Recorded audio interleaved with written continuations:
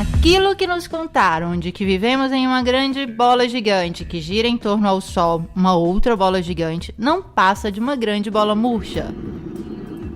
Vamos apresentar agora uma perspectiva diferente. A Terra é plana e parada, contornada de um círculo de gelo que detém os oceanos, de onde se levanta o firmamento e abaixo do qual giram Sol e Lua em órbita circular, muito semelhantes entre si.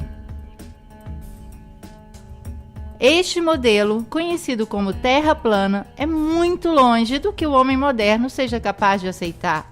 Vejamos o porquê. Recentemente, Obama e Hillary Clinton falaram sobre a Terra plana. They must have been founding members of the Flat Earth Society. They would not have believed that the world was round. Eles são basicamente os protagonistas atuais da tripulação que durante séculos garantiram o domínio para poucos no mundo. Falaram sobre o assunto, evitando o argumento com método de sátira, tratando de escárnio e descrédito de todos os que ousam a questionar as versões oficiais. Nós, como sempre, permanecemos na estrada que mais poderia definir o erro. Escreve Bacone em Um Novo Órgão, 1620. A verdade se deixa descobrir dos erros mais rápidos do que da confusão. A questão da Terra plana explodiu em 2015, propagando-se por toda a web, em grande velocidade, envolvendo pesquisadores e pessoas comuns. O porquê nos explica Thomas Kuhn no seu mais célebre trabalho, A Estrutura das Revoluções Científicas.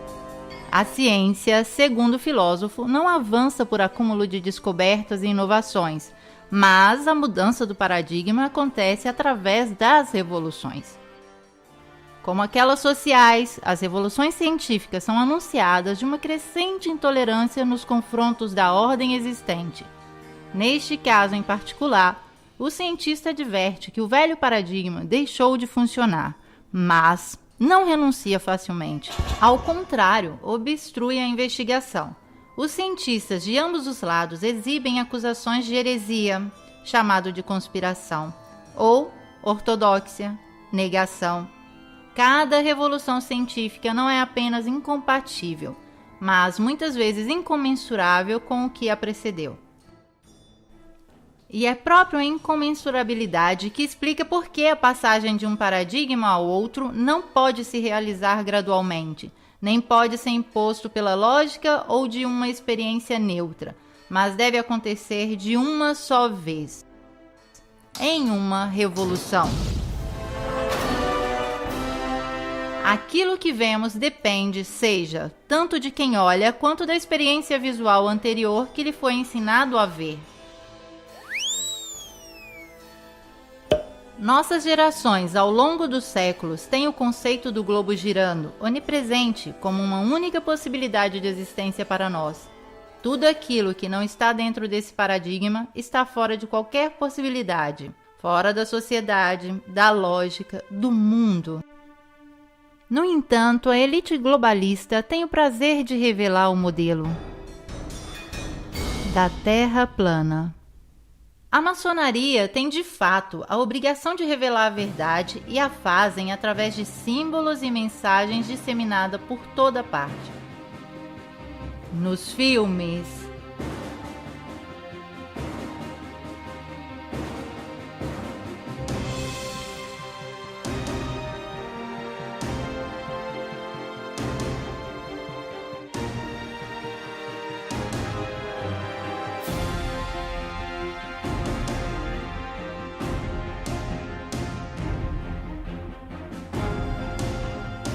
nos desenhos animados,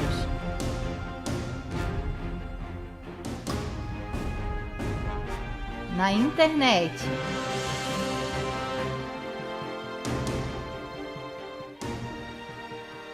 nas cartas dos Illuminatis, no Ground Zero,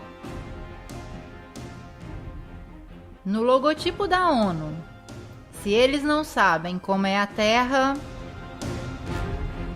Hoje, o atual modelo que vê o globo terrestre girar em torno a um Sol 1 milhão de vezes maior, dentro de uma galáxia de 1 milhão de estrelas, em um universo de milhares de galáxias, está entrando rapidamente em crise. Não podemos saber ainda se essa crise vai se transformar em uma revolução científica que irá substituir o modelo atual. Mas os pontos de ruptura do sistema parecem ser inequivocalmente emergentes.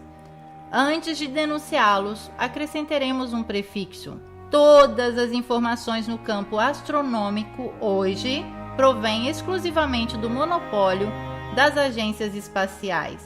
Estas, longe de se contradizerem, têm um denominador comum, como comum é o logotipo do vetor que as representa. Cada imagem, testemunho, experimento, informação, exploração e hipótese científica sobre a Terra e aquilo que a rodeia é nascido ou criado aqui, sob a proteção dos vetores e mantido com o dinheiro dos contribuintes mundiais. Completamos a observação com as palavras de Robert Simon da NASA. Pegamos os dados e fizemos uma imagem inteira. Depois tiramos as nuvens, colorimos de azul o oceano e onde é mais baixo de verde brilhante. Depois recolocamos as nuvens e onde tem uma ligeira fissura entre as órbitas, as repintamos. É sim Photoshop, mas tem que ser. Depois simulamos a atmosfera e por fim colocamos uma luz brilhante para ter o reflexo do sol sobre o mar. É um mosaico muito realístico. Eu não sou um astronauta, nunca estive no espaço, mas tentei criar a essência da Terra baseado nesta foto. É sim Photoshop, mas tem que ser. Sendo assim, a imagem da Terra que temos à disposição é reconstruída, alterada, composta, uma palavra precisa, falsa. O que é preciso para criar imagens falsas quando se tem a melhor tecnologia em mão? Basta uma tela azul ou um avião que viaja a gravidade zero e o jogo está feito. Aqui está o que vem mostrado a partir da telecâmera que está filmando o ex-presidente Bush em uma visita à NASA. Uma imagem recém-modificada em uma tela cromática.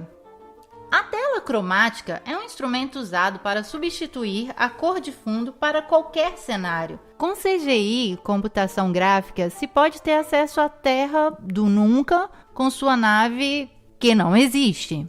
O truque consiste em deixar bolha de ar flutuar. Aqui está o jogo, aqui está o truque. Eles próprios nos mostram. Ou mesmo se pode fazer um passeio no espaço. Que tal dessa vez pegarmos uma carona com os chineses?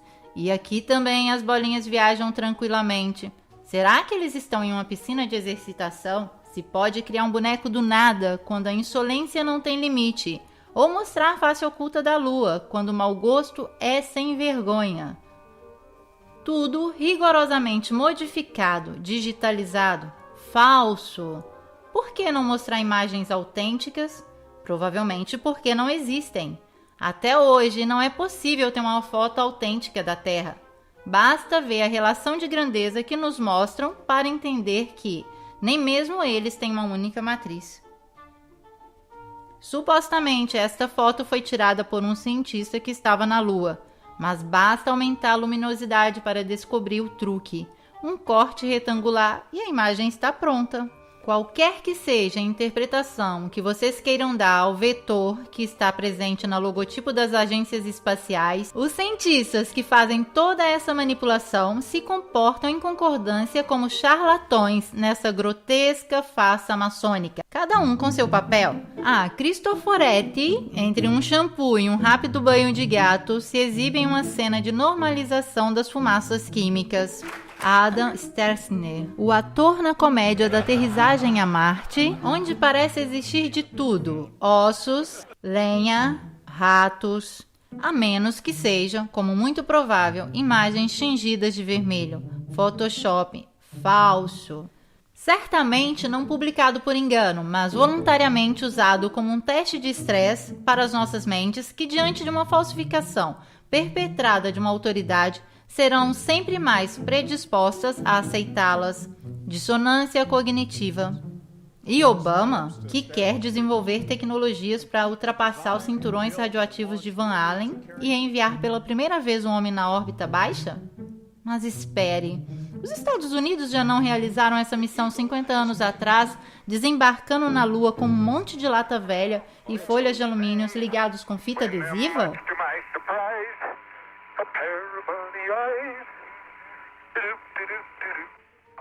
É uma versão assim tão descarada e insolente que ou eles são loucos de criar tudo isso ou nós somos burros de aceitarmos.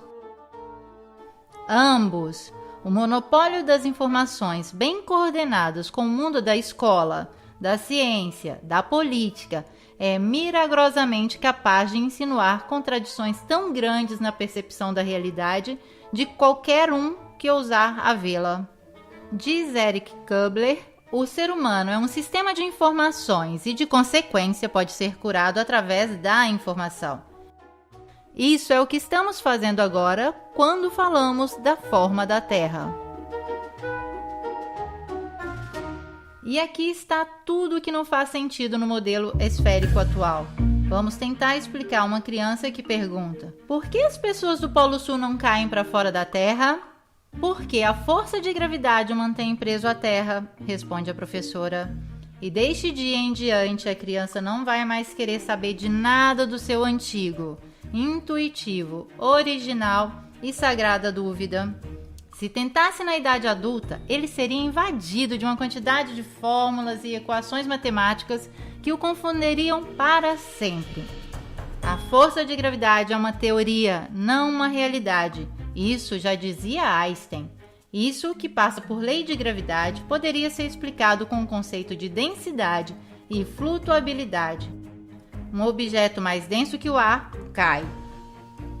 Um menos denso tende a flutuar. Vejamos o que diz Einstein de Nikola Tesla, um dos maiores e nobres gênios de todos os tempos. O que nos diz de ser o homem mais inteligente do mundo? Não sei, você deveria perguntar a Nikola Tesla. Vejamos agora o que diz Tesla sobre a força da gravidade. A relatividade de Einstein é uma maravilhosa vestimenta matemática que fascina e impressiona, tanto que a gente que está cega não consegue ver os erros do fundo. A teoria é como um mendigo vestido com púrpura que as pessoas ignorantes o têm como rei. Seus sustentadores são homens brilhantes, mas são mais metafísicos que cientistas. Escreve o pesquisador Anthony Peck: aquilo que foi etiquetado de forma errada como gravidade é em realidade linhas magnéticas de força. É de fato o universo eletromagnético intuído de Tesla e ocultado com a teoria da gravidade.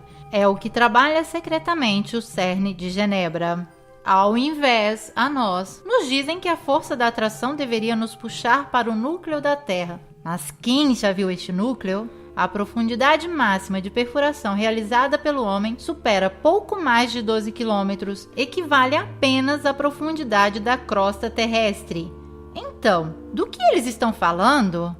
O núcleo, pelo que eles mostram, não existe. De certo, em um paradigma subvertido, quando deverá desaparecer a lei da gravidade, os cientistas terão de se adaptar a outras leis. Quem sabe aquela da densidade ou a do eletromagnetismo?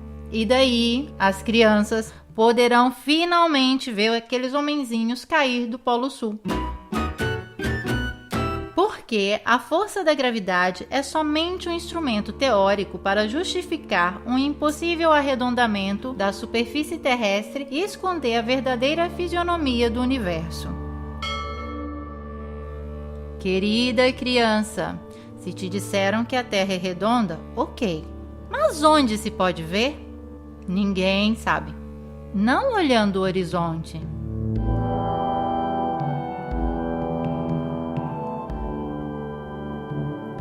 Não da janela do avião.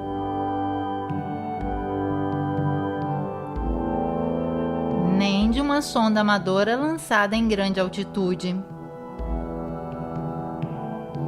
Como se vê, em todos esses casos a Terra é evidentemente plana. Sim, certo. É possível ver nas imagens modificadas que nos mostram a NASA, mas essas já foram analisadas antes. São tratadas em CGI ou filmadas com lentes deformadoras de olhos de peixe. Aqui está o globo da NASA, que gira com nuvens imóveis. Este é um time-lapse das luzes terrestres com vários efeitos de luzes. Tempestades, aurora boreal, ridículo. Agora, uma Terra filmada com lentes olhos de peixe deformantes GoPro, que permanecem deformadas até a aterrissagem na Terra. Tudo artefato.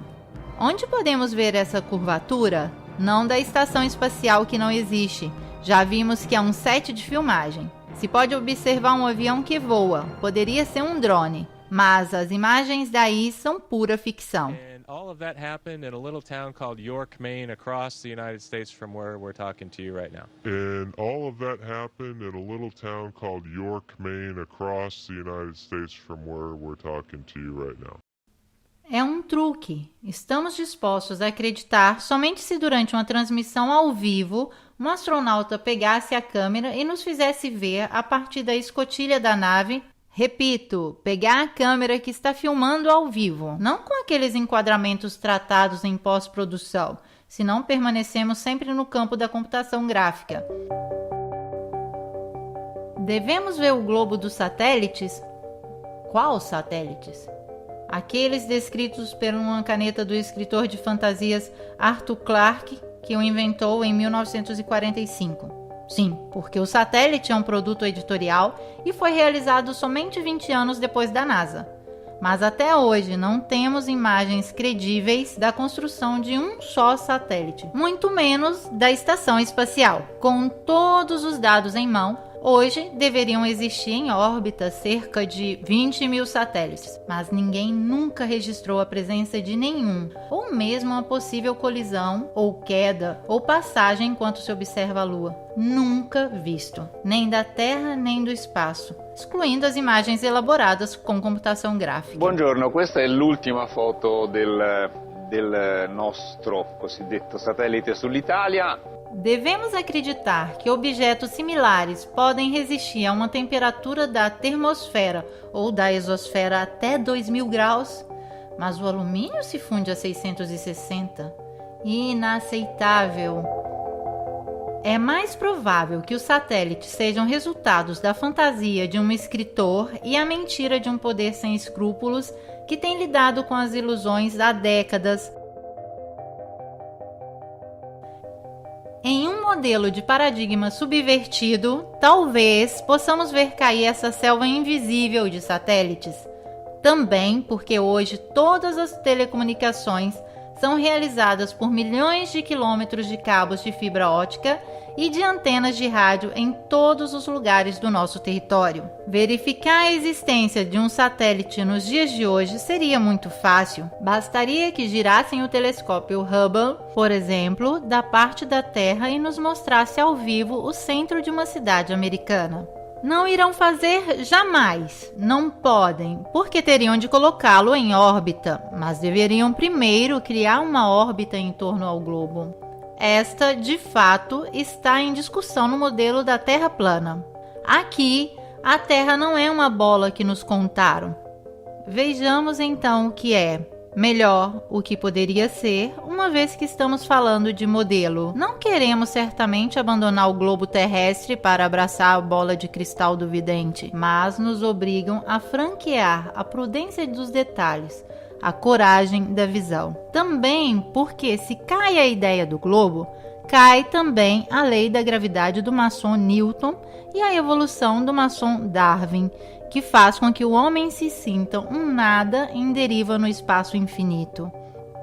O próprio Darwin, indicado no Protocolo dos Sábios de Sião como uma chave importante para enfraquecer os não-hebreus, programando seus cérebros à falsidade de que tudo é uma coincidência e que somos grãos de poeira sem importância. Agora voltemos para a Terra. Cada objeto que some no horizonte termina embaixo da curvatura terrestre. Isso é o que a ciência ortodoxa diz da boca do pai a uma criança que vê o mar pela primeira vez. Mas não é verdade. Com um zoom óptico, a figura que tinha sumido no horizonte reaparece à nossa vista. Isso simplesmente porque o desaparecimento não é efeito da curvatura, mas do fato que o nosso olho é limitado ao ponto de fuga de nossa perspectiva, sobre o qual um objeto vem progressivamente cancelado do nosso horizonte visível. Se a curvatura da Terra fosse, como dizem, de 8 polegadas por 1 milhão multiplicado pelo quadrado da distância, poderíamos calcular com essa tabela o tamanho da curvatura para cada distância percorrida. Por exemplo, uma distância de 190 km deveria ter uma curvatura de 2.800 metros. Mas se fosse assim, como podemos ver da cidade de Ventimiglia o Monte Cinto, em Córcega, alto 2.700 metros? O ponto de observação é ao nível do mar e a distância entre essa praça de Ventimiglia e a ponta do Monte Cinto é exatamente 190 quilômetros. Se a Terra fosse curva, nós poderíamos ver somente terras mais altas que 2.800 metros. Ao invés, é possível ver toda a silhueta de Córcega, de cima em baixo, inexplicável para o modelo esférico. E de experiências como esta, a web está cheia. Como é possível esta vista? Antes de acusar os pesquisadores de fazer distração em massa, se deve resolver este problema. As linhas da nossa perspectiva se interceptam no ponto de fuga, formando um triângulo que compreende toda a vista possível para nós. Nós não vemos assim, mas assim. Ao longo do nosso horizonte visual, cada corpo desaparece como faz o Sol. Como fazem esses edifícios que se tornam pequenos e vão diminuindo de acordo que encontram com o nosso horizonte perspectivo, não certamente porque a Terra é esférica. Se o sumiço dos edifícios fosse por causa da curvatura terrestre, não deveríamos vê-los retos, mas inclinados, assim. Mas assim não é. A curvatura, em realidade, não é observável, não é contemplada no mundo real. Os engenheiros da construção sabem muito bem disso. Tanto é que não a mencionam nunca nos cálculos das grandes obras. Um geômetra e engenheiro com mais de 30 anos de experiência publicou na revista Birmingham Weekly. Todas as nossas locomotivas são projetadas para funcionarem em cima daquilo que podemos considerar plano. Qualquer coisa que se aproxime de 8 polegadas por milhão e que aumente o quadrado da distância, nenhuma locomotiva jamais criada poderia funcionar. Ainda o engenheiro Winkler foi citado a propósito da curvatura na revista Earth Review, no qual afirmou: como um engenheiro com longa experiência, me rendo conta que essa absurda tolerância existe somente nos livros escolásticos. Nenhum engenheiro jamais sonharia em calcular nada desse gênero. Já projetei milhares de ferrovias e canais e este fator não é levado nunca em consideração. Um pequeno canal navegável, digamos de 30 milhas, deveria, segundo a curvatura, ter uma tolerância de 600 pés. Por favor, não digam por aí que nós engenheiros somos assim tão estúpidos. Nada de similar vem calculado. Não nos preocupamos de calcular 600 pés de tolerância, tanto quanto pensamos de arredondar um quadrado. Queremos então constranger um engenheiro a curvar a superfície de um canal? E como poderiam? Vocês são capazes de imaginar qualquer bacia de água com a sua superfície curva? A água não tem uma superfície curva, grita o menino. Não se comporta assim, mas assim. Então, em correspondência com os oceanos, deverá existir imensas varreduras de água no mesmo nível. Ao menos ali a Terra deve ser plana. Mesmo assim, nos propõe o modelo contrário, o oceano curvo. Simplesmente improvável. A física natural da água é aquela de juntar e manter o próprio nível. Tanto é que a água, através da bolha, vem usada para nivelar construções. Mesmo porque a água, diferente da ciência, não pode mentir. Nos dizem que a curvatura dos mares são devido à gravidade. E toda essa força de gravidade que mantém os oceanos tempestuosos grudados não pode impedir uma pequena borboleta de fazer seu suave voo? Pura fantasia. O voo de um avião nos diz ainda mais. Vamos dar uma olhada. Segundo a lógica, o avião, para voar em uma altitude em respeito à superfície curva, deveria direcionar de vez em quando seu bico para baixo. Mas não acontece. Por quê? Pergunta agora nosso famoso menino que pegou um pouco de coragem. Porque a força da gravidade, sempre ela, tem o avião em uma linha curva paralela ao solo, como se a aeronave fosse uma esfera ligada à Terra com uma corda. Responde a ciência ortodoxa. Então, se para estar na curvatura para baixo não é necessária nenhuma compensação, para não estar em nenhuma curva e permanecer linearmente, o piloto deveria corrigir a rota do avião para o alto? Pode parecer científico para a ciência, mas é ilógico. E se bastasse um voo linear para se perder no espaço, para que serviria um míssil? Ciência e tecnologia são assim tão incongruentes? Não, não é assim. Como mostra essa fumaça química que persiste por quilômetros, os aviões voam linearmente e sem nenhum perigo de escorregar para o universo. Agora vamos pegar uma rota aérea, neste caso em particular, ocorrida em 2015. Um voo de Bali a Los Angeles deveria recorrer a uma aterrissagem de emergência no Alasca. Mas em qual modelo seria considerada de emergência essa trajetória a respeito àquela? No modelo esférico, as duas rotas parecem muito similares. No modelo da Terra plana, tudo parece mais coerente. É nesta superfície que voam os aviões. Somente assim podemos entender o porquê dessa rota. Esta, na realidade, é esta. Esta é esta. E esta ainda é esta. E tudo isso por um simples princípio de economia. Não existe empresa aérea que não prefira adotar um critério da rota mais curta e econômica. Esta loucura existe somente em um modelo virtual que nos enfia um goela abaixo com serviços de bordo enquanto comemos nossos amendoins. As rotas aéreas são todas calculadas em um mapa similar, porque se realizam sobre uma terra plana. Tanto é verdade que nunca nenhum voo circunnavegou a Terra de norte ao sul. A única rota impossível em uma terra que não seja uma bola.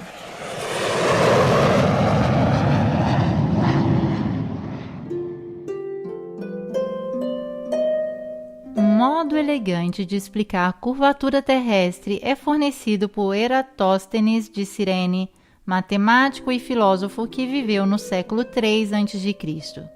Agora, nosso menino, que já está virando um rapazinho, insolente e sem muita reverência, se pergunta como é possível que até hoje temos que exumar Eratóstenes para provar um fato assim tão grande como a forma do nosso mundo? Simples, porque estes coveiros têm em mãos apenas um punhado de cinzas. O experimento de Eratóstenes consiste em medir o raio da Terra esférica, que tem somente 5% de diferença do que se considera válido atualmente. Ele observa simplesmente a diferença de sombras projetadas pelo Sol ao meio-dia do holístico de verão nas cidades de Siene e Alexandria do Egito, distante entre elas 5.000 estádios imaginadas no mesmo meridiano.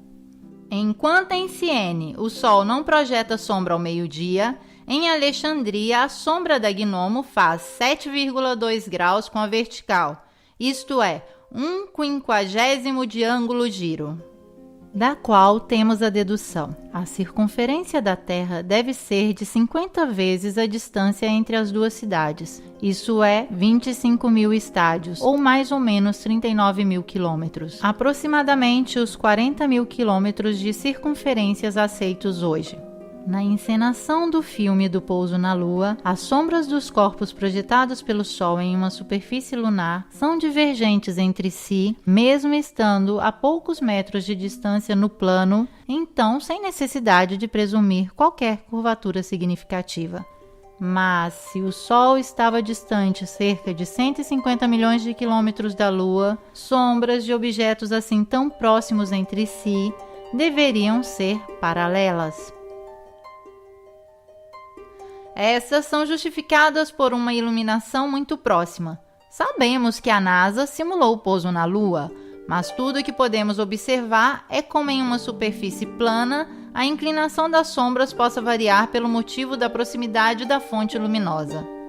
Isto é o que Eratóstenes resolve pressupondo uma curvatura da Terra ao invés de atribuir ao Sol uma distância muito inferior.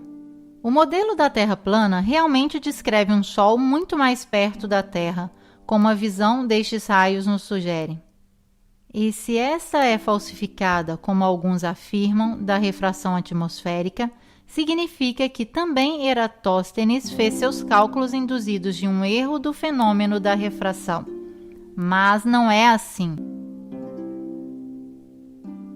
A Wikipédia, em seguida, fala de divergências aparentes dos raios crepusculares, invocando o efeito da perspectiva que concentra todas as linhas para o ponto de fuga do horizonte. Mas esta não influencia a percepção da verticalidade das linhas. A perspectiva não funciona assim, mas assim. Porém, nós vemos os raios solares deste modo. Isto significa que a divergência é devida à natureza de uma fonte em todas as direções das luzes que vem de um Sol muito menor e mais próximo do que aquele que nos contam. Sendo assim configurado, o Sol cria sombras divergentes, como essas medidas por Eratóstenes sobre uma distância de 5.000 estádios, mas de uma Terra plana.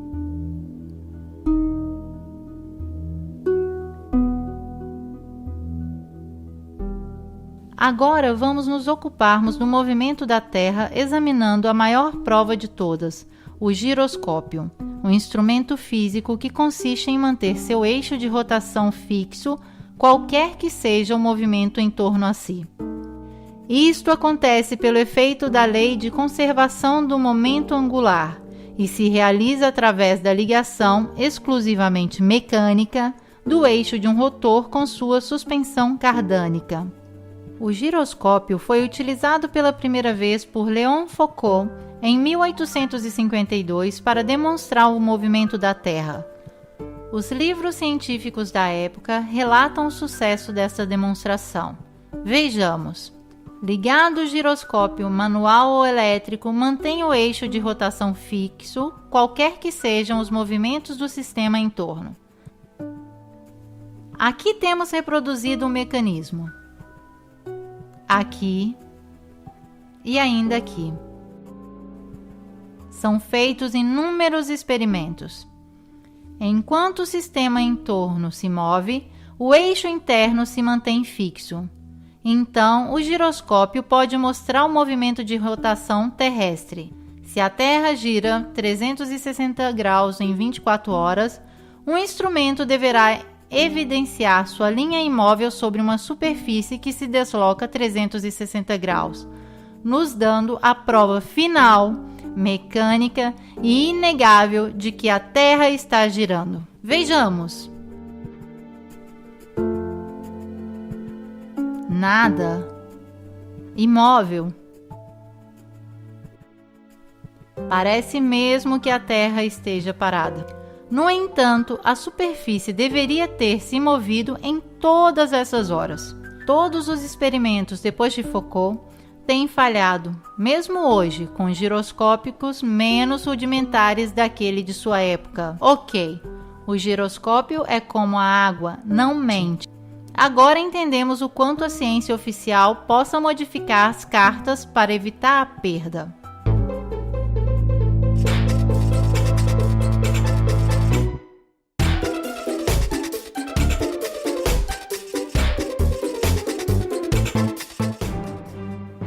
Temos ainda o efeito Coriolis. Os divulgadores científicos não veem a hora de se afirmarem sob fórmulas que demonstrariam como essa força aparente pode fazer girar os redemoinhos dos drenos dos banheiros em sentido horário se você usa o bidê no hemisfério norte e sentido horário se você usa no hemisfério sul.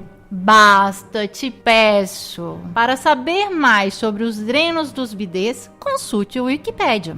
Eles inventam forças imaginárias e as aplicam como querem.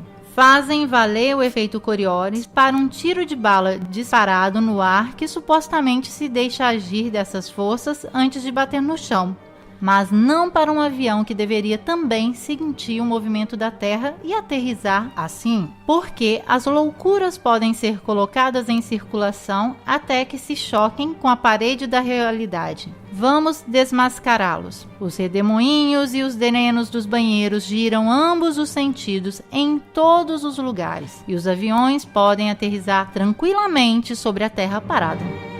Se a Terra girasse com sua atmosfera constantemente para o leste a 1000 milhas por hora, nenhum avião doméstico que viajasse a 500 milhas por hora conseguiria chegar à sua destinação no Oriente antes que seu destino o alcançasse por trás. De fato, se refletirmos, a rotação da Terra é invisível. Infelizmente, nós não acreditamos naquilo que vê em nossos olhos porque nos ensinaram um sistema maquiado, o qual nos faz acreditar naquilo que nunca foi confirmado da observação ou dos experimentos. Lembrem-se, nenhum experimento jamais demonstrou que a Terra se move.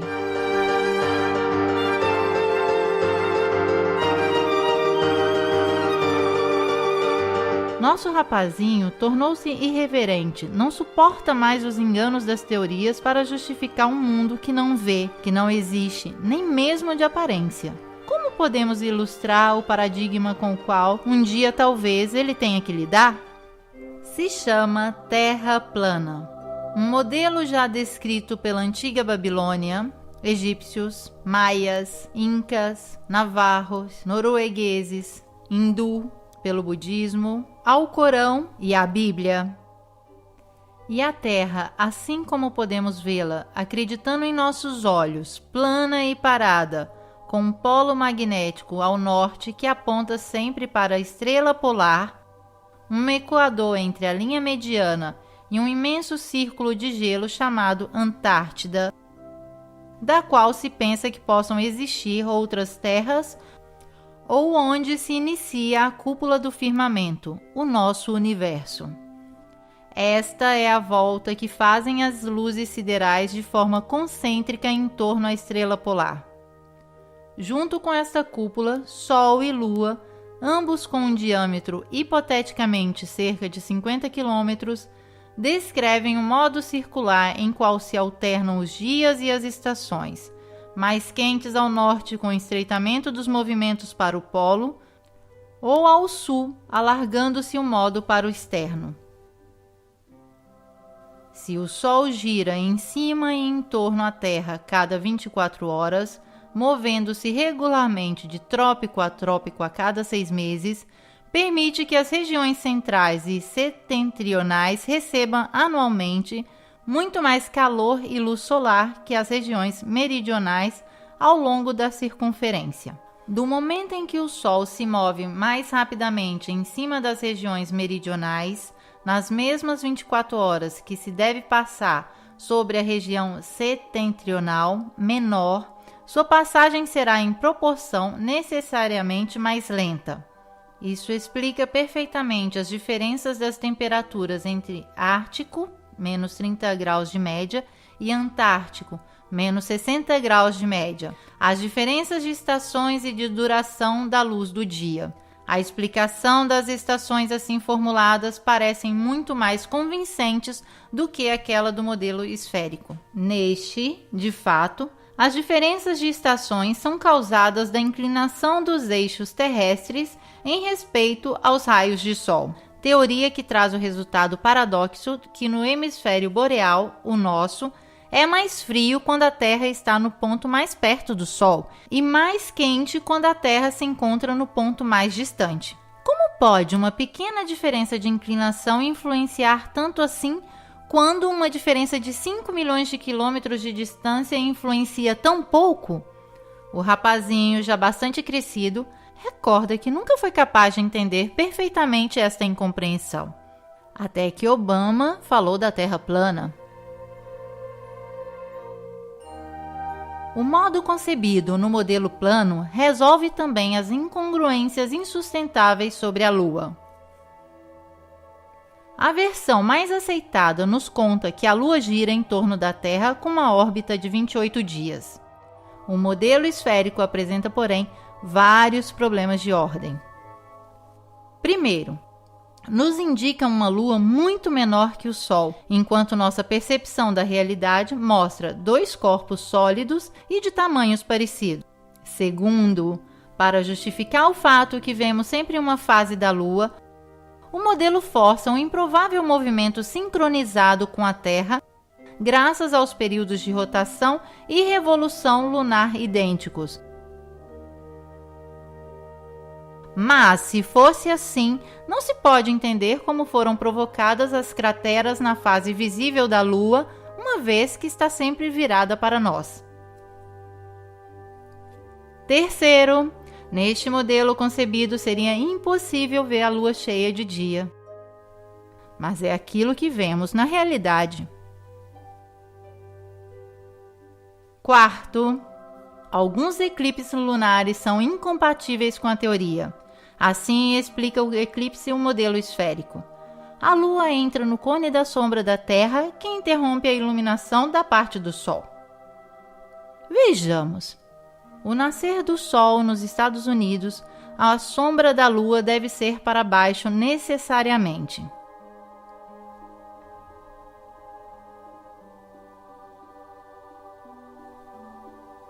Mas, na realidade, não é assim. Estamos no Novo México, durante o eclipse de 10 de dezembro de 2011.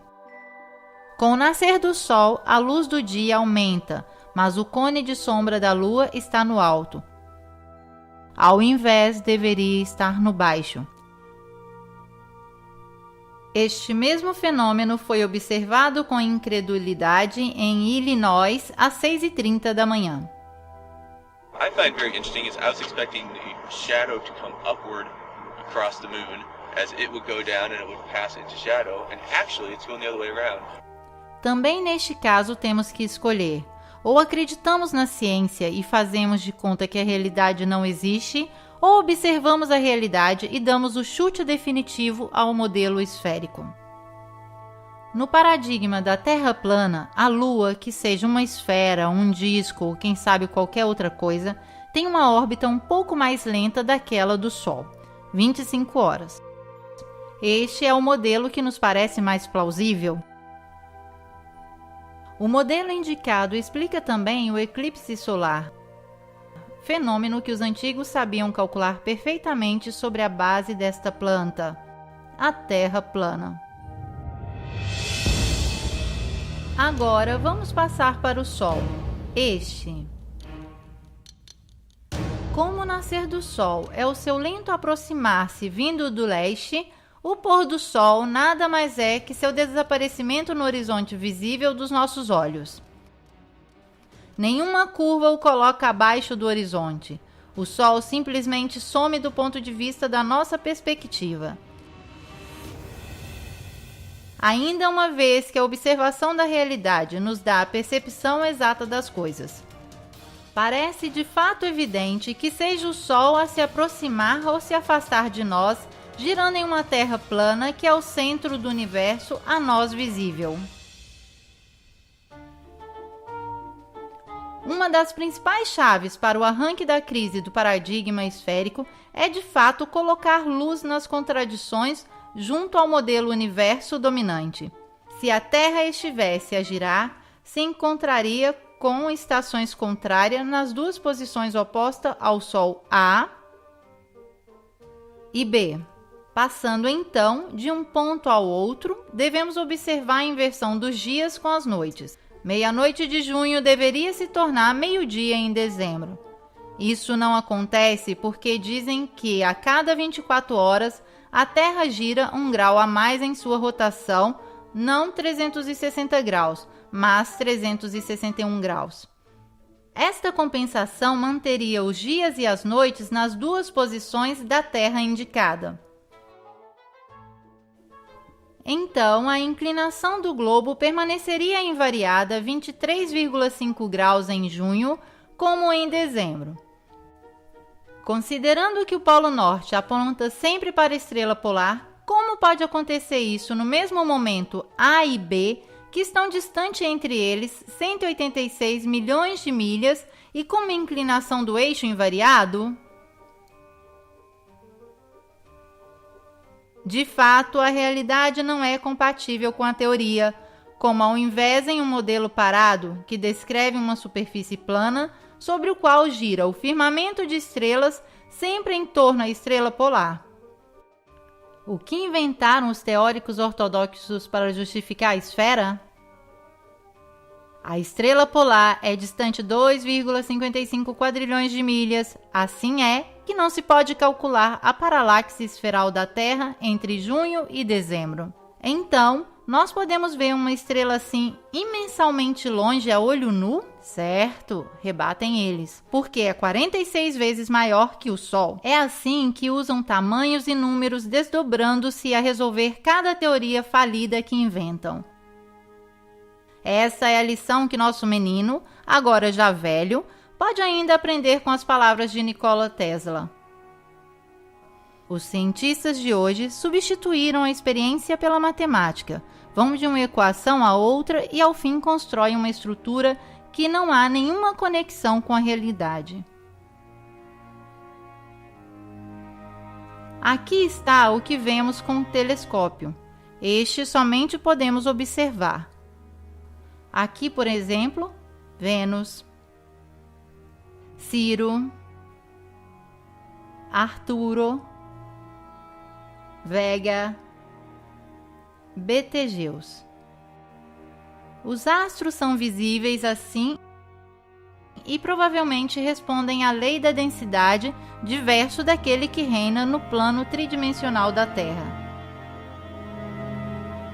Vivemos em um sistema no qual somos o centro enquanto estrelas rodam em torno, ou somos a periferia que se move em um sistema solar na infinidade do universo?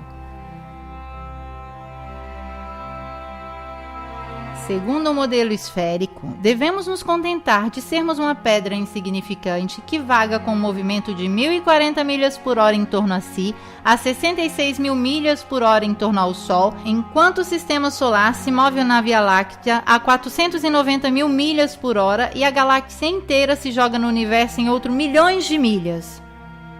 Tudo isso sem que possamos perceber nada.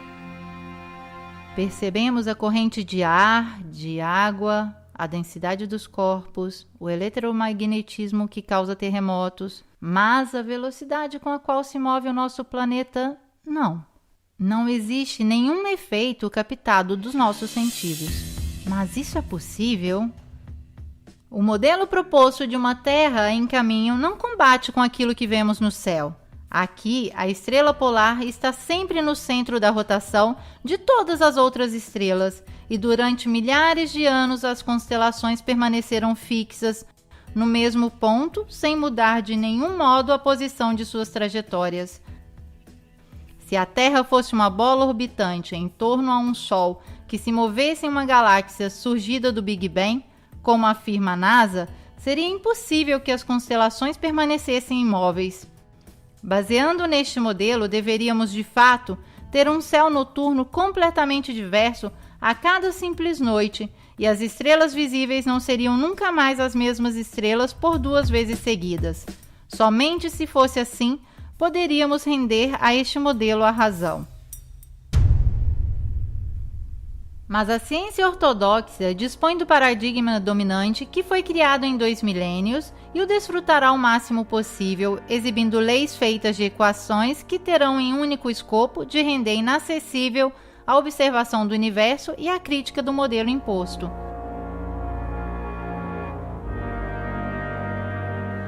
É por isso que depois da exploração do almirante Byrd, que com suas viagens revelou um local desconhecido da cadeia do gelo antártico, surgiu um tratado internacional que fechou este local para qualquer acesso. Não parece estranho que a família Rockefeller financiou e promoveu, seja a expedição tanto para ver uma montanha antártica dedicada ao seu nome, seja um tratado de não desfrutamento contra os seus próprios interesses petrolíferos. Quem sabe em homenagem a qualquer interesse mais vasto? O Tratado Antártico foi firmado em Washington em 1959, 2 anos depois do último sobrevoo e da morte do almirante.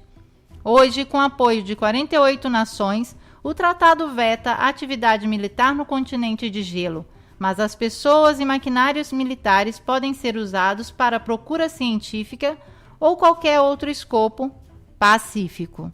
Pois é graças a isto, uma vigilância militar constante envolve todo o cinto antártico em segredo que o supergoverno mundial impôs à humanidade, também por meio de violência, no caso de pilotos civis e capitães de navios que quiserem se aventurar. Antes de chamar de desinformado a quem quer que seja, venham de encontro às respostas que nos escondem os mistificadores da Lua feita em casa.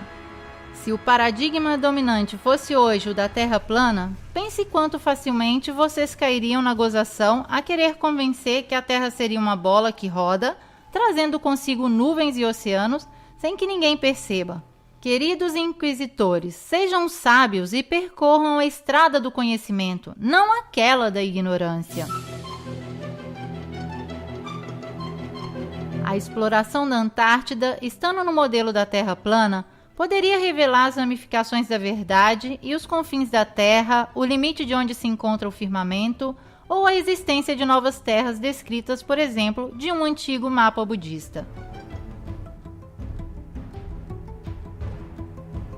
Se fosse assim, se poderia especular a presença de terras próximas à nossa em uma superfície plana separadas por gelo ou em um plano abaixo.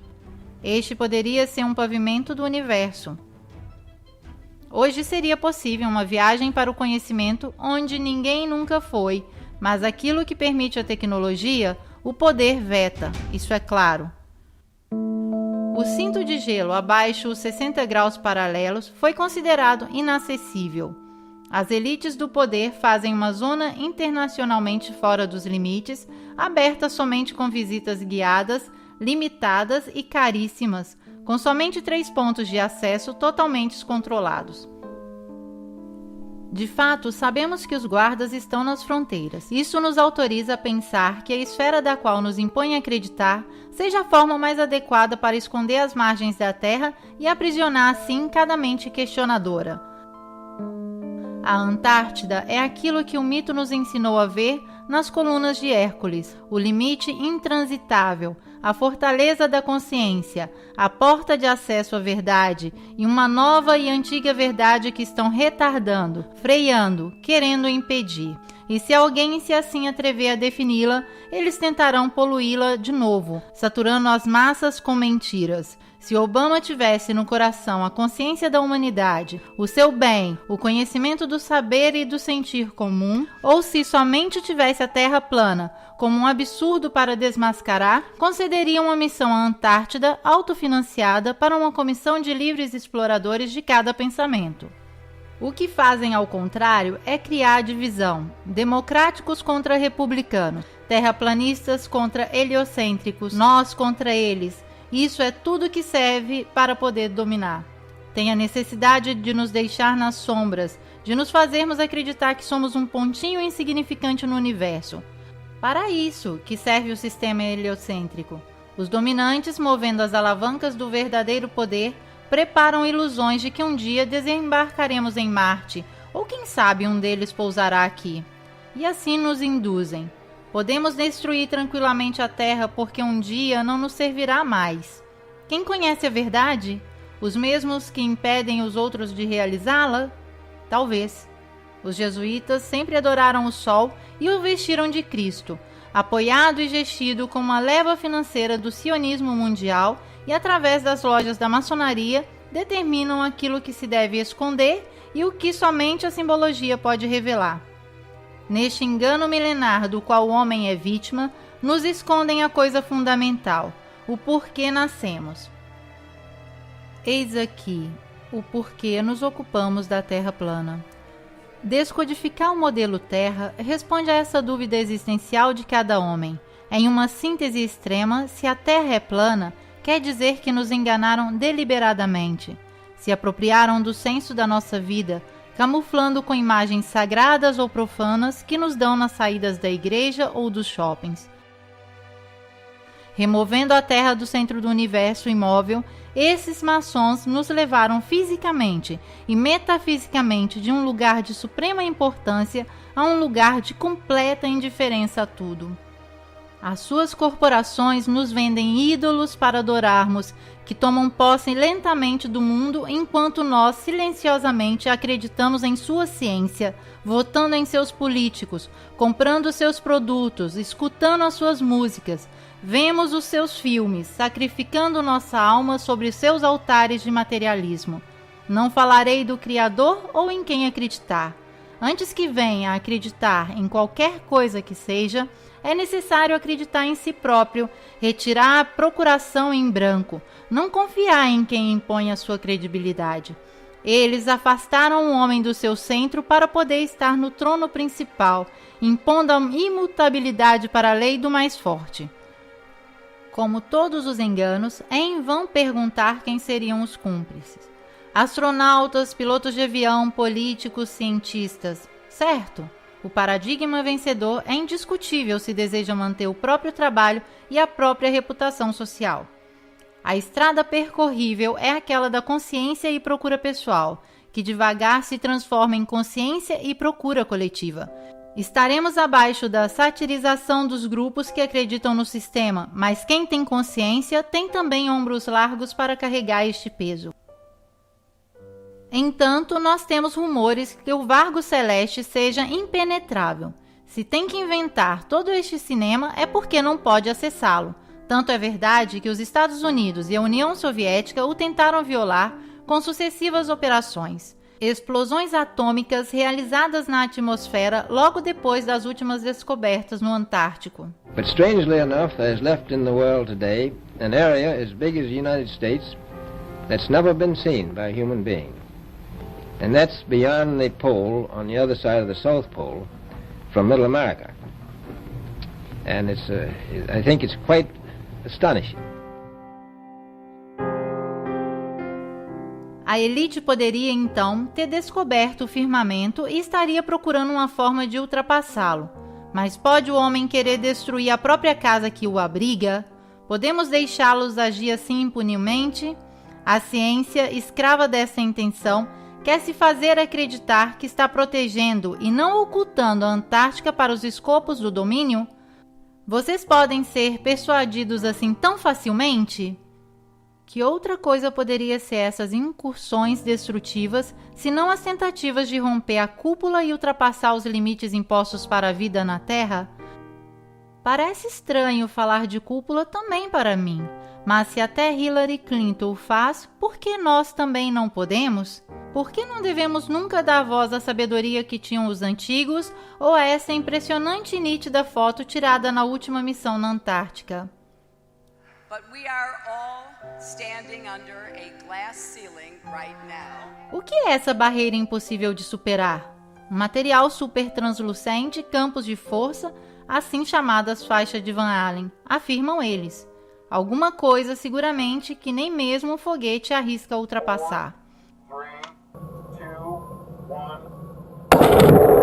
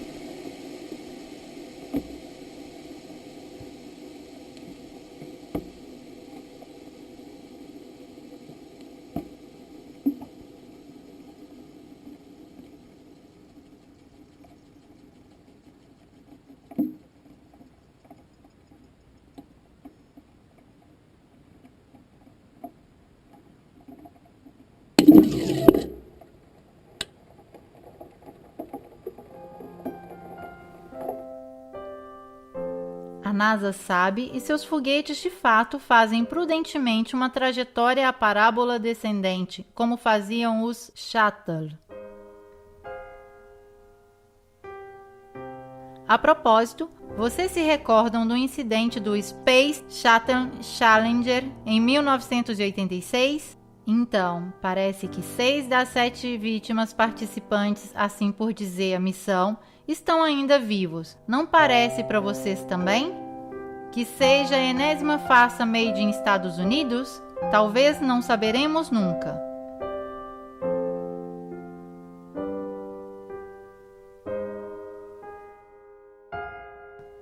Este documentário não acabará com a revelação de uma verdade em mãos. A verdade que hoje escondem nos é comum também se pensarmos diversamente.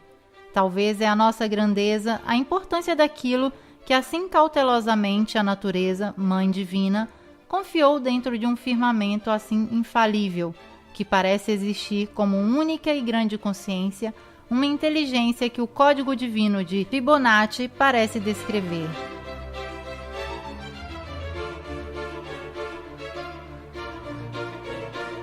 Que seja o modelo mais adapto a retratá-lo, esférico ou plano. Tudo aquilo que existe tem a ver com cada um de nós, tem a ver com o menino que no berço já sabia de tudo e que depois de surpresas e surpresas se esqueceu, adormentado com o cansaço da experiência. Então hoje querem nos fazer acreditar que a Lua foi conquistada, que o núcleo da Terra nos atrai, que luzes tão pequenas são sóis gigantes a distâncias impronunciáveis, mas eles mesmos nos dizem que quem não é formado não pode contradizer, deve aceitar o arsenal atômico que acaba com o futuro da vida, a eliminação da inteira espécie terrestre a um ritmo da segunda grande extinção. Aceitar que o petróleo venha definido como fósseis, assim para vendê-lo por raro, mas indispensável. Que o veneno químico dos aviões passe por vapores, nos matando assim, sem nem ao menos um culpado. Aceitar que a elite domine a realidade e induza em todos nós a percepção da realidade que se faz cômoda. Para nos convencer que a guerra é boa, a competição é boa, o domínio é bom, que a depauperização é boa, a crise é boa, que também as taxas são boas, o mal necessário, se quiserem chamá-lo. Isso é o que estão te fazendo aceitar. O modelo pode se subverter. E a Terra, assim como a vemos, é única, sozinha, inequivocavelmente o tamanho do nosso existir.